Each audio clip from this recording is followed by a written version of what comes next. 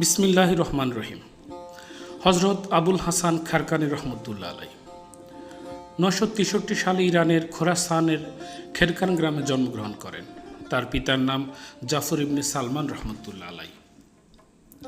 হজরত খাজা বাইজিদ বুস্তামি রহমতুল্লাহ আলাই সাহেব প্রতি বছর একবার করে শহীদগণের মাজার শরীফ জিয়ারত করতে যেতেন, আর প্রতিবারই তিনি খেরকান হয়ে যেতেন এবং কিছু সময় সেখানে অবস্থান করতেন। খেরকানে পৌঁছেই তিনি স্বীয় মুখ ঊর্ধ্বপানে তুলে বারবার দীর্ঘশ্বাস গ্রহণ করতেন।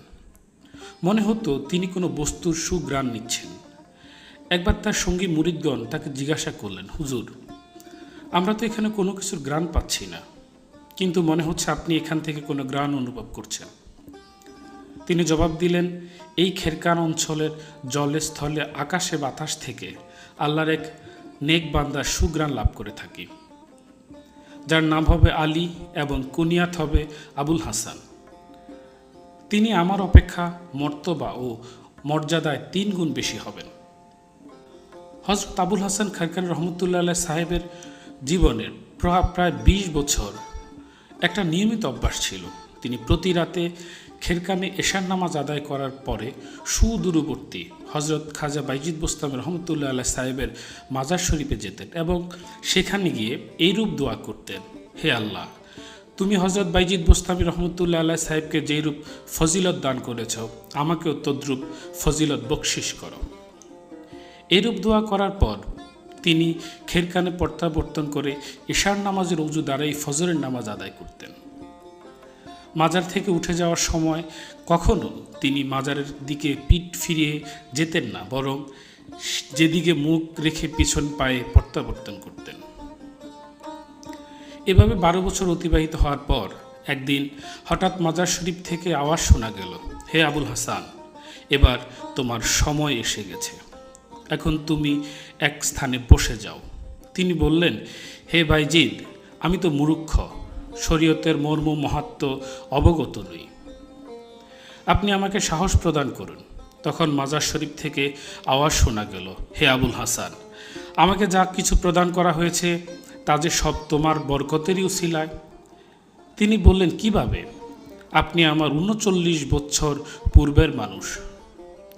হজরত খাজা বাইজিদ বুস্তামি বললেন, তবে শোনো, আমি খেরকান হয়ে যাওয়ার সময় সর্বদা সেখান থেকে এক উজ্জ্বল নূর আসমানে উঠিতে দেখতে পাইতাম।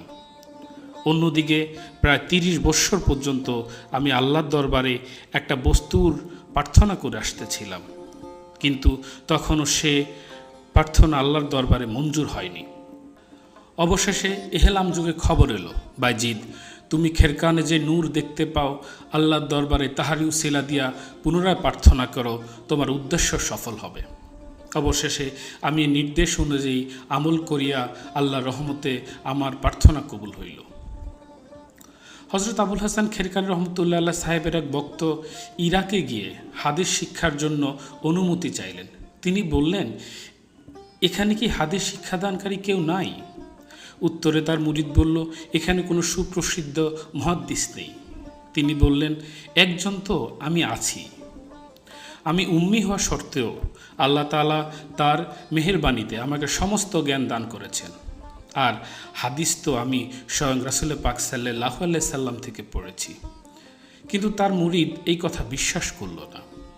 রাতে ওই মুরিদ দয়াল নবী রাসূল পাক সাল্লাল্লাহু আলাইহি সাল্লামকে স্বপ্নে দেখল এবং দয়াল নবী রাসূল পাক সাল্লাল্লাহু আলাইহি সাল্লাম ওই মুরিদকে বলল, বীর পুরুষ সত্য কথা বলে।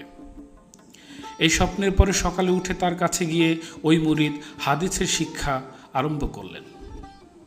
তিনি হাদিস পাঠদানের সময় মাঝে মাঝে বলতেন, এই হাদিস রাসূল পাক সাল্লাল্লাহু আলাইহি সাল্লামের নয়। ছাত্ররা জিজ্ঞাসা করত, এটা আপনি কিভাবে বুঝলেন? তখন তিনি বলতেন, যখন তোমরা হাদিস পড়ো তখন আমি রাসূল পাক সাল্লাল্লাহু আলাইহি সাল্লামের দিদারে মশগুল থাকি। কোনো বিশুদ্ধ হাদিস পড়ার সময় দয়াল নবী রাসূল পাক সাল্লাল্লাহু আলাইহি সাল্লামের কপাল মোবারকে খুশির আলো ফুটে ওঠে। আবার যখন কোনো ভেজাল হাদিস পড়ানো হয়, দয়াল নবী রাসূল পাক সাল্লাল্লাহু আলাইহি সাল্লামের কপাল মোবারক মলিন হয়ে যায়। এতে আমি বুঝতে পারি যে কোন হাদিসখানা সহি, কোন হাদিসখানা ভেজাল। খলিফা সুলতান মাহমুদ হজরতের মুরিদ ছিলেন। হজরত আবুল হাসান খেরকান রহমতুল্লাহ সাহেব সুলতান মাহমুদকে তাবারুক হিসাবে একখানা পিরহান বা খিরকা দান করিয়াছিলেন। একবার সোমনাথ মন্দির আক্রমণকালে হজরত সুলতান মাহমুদ শত্রুদের কাছে পরাজয়ের সম্ভাবনা দেখা দিল। তখন তিনি অজু করে নামাজ আদায় করলেন। তারপর হজরত আবুল হাসান খেরকান রহমতুল্লাহ আলাই সাহেবের প্রদত্ত খেরকা হাতে নিয়ে এই দোয়া করলেন, হে মাবুদ, তুমি আমাকে এই খেরকার মালিকের ইজ্জতের উসিলায় বিজয় নসিব করো। এই যুদ্ধে আমি যে সকল মাল গনিমত লাভ করব সমস্তই গরিব মিসকিনকে বন্টন করে দিব। আল্লাহর দরবারে তার দোয়া কবুল হইল। তিনি যুদ্ধে জয়লাভ করলেন। রাতে তিনি স্বপ্ন দেখলেন হজরত আবুল হাসান খেরকান রহমতুল্লাহ আল্লাহ সাহেব তাকে বলতেছে, হে মাহমুদ, তুমি এমন সাধারণ বিষয়ের জন্য আমার খেরকার উসিলা দিয়া দোয়া করিলে। যদি তুমি এরূপ দোয়া করিতে যে, হে মাবুদ, তুমি সারা জাহানের কাফিরদেরকে মুসলমান করে দাও, তাহলে নিঃসন্দেহে তোমার দোয়া কবুল হয়ে যেত। হজরত আবুল হাসান খেরকান রহমতুল্লাহ আলাই সাহেবের শেষ মুহূর্ত আসন্ন হয়ে এলে তিনি নসিহত করলেন, তোমরা আমার কবর 30 গজ গভীর করে খনন করবে, কেননা এখানকার ভূমি বোস্তামের ভূমি উপেক্ষায় অনেক উঁচু। হজরত বাইজিদ বোস্তামির মাজার শরীফ থেকে আমার কবর উচ্চিত হইলে ইহা বেহাদুবি হইবে।